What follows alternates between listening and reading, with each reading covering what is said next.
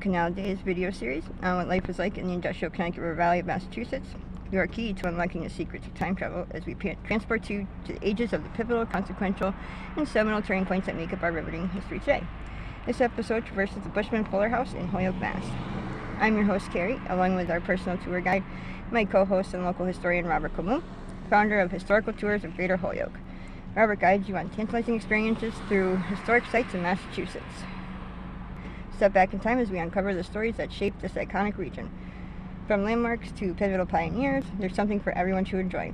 Visit holyokecanaltour.org for more information and the entire Canal Days video and podcast series, and also check out Robert's 2025 in-person tour schedule. Today we're going to go off and find the Bushman Fuller homestead, which was built in 1780. It's one of the oldest houses that still remain in Holyoke. I can see it through the woods. It's tough for you to see it. We're going to go walking around the corner so you can see it better. But this year this is going to be a house in Holyoke through time on my agenda. Now in this house, Bushman Fuller lived with his wife and then his four children, 2 sons and 2 daughters. Heman, Mikael were his 2 sons, and they would work the trade on the Connecticut River to get goods up the river and down river. And they were great at it. They got a decent amount of money for themselves. And then he also had 2 daughters, Clarissa and one more daughter, and most importantly, he was able to own, the family was able to own a house for 80 years, from 1780 to 1850 something. And then they sold it. It was in a couple more families' home for a few years only, just a handful of years. And then the Frank Moss large family came in.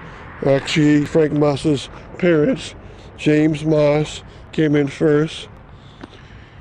And this is the house now up closer.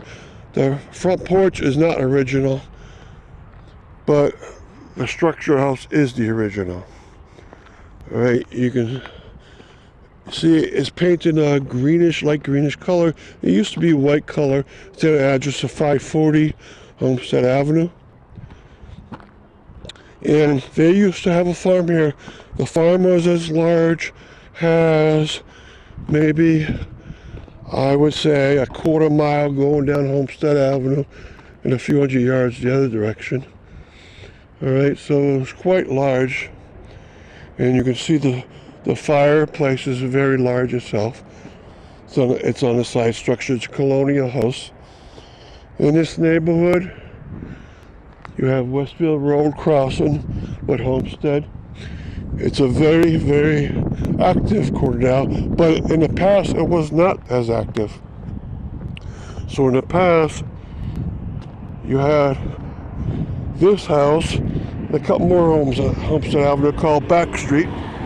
It wasn't renamed Homestead Avenue until 1904, and at that point they changed it to Homestead finally, probably because a lot of homes are on it. And all the new homes you see behind it, they were put in probably after World War II, and it developed into a gigantic residential neighborhood. Now when Frank Moss was around, his father was James Moss. He had come up from Connecticut, bought this house around 1863, I believe. And then it changed over into Moss Homestead for about 127 years, up to 1989. Right, and finally Frank Moss's widow finally died in that year, and it changed hands again. Across the street happens to be the West Heights pump station. Right, this is one of the many stations, and this is Tannery Brook. This is Tannery Reservoir behind here. is this Cannery Dam. It's actually an earthen dam, so it's hard to see that it's a dam. And we'll talk about that in another video. It's very important for the Ashley Reservoir water system. Alright, so in November of 2025, there will be an in-person presentation at the Holyoke Library on the Bushman Fuller House. And you can see that's a very active corner. Alright, so thanks for coming along. I hope to see you.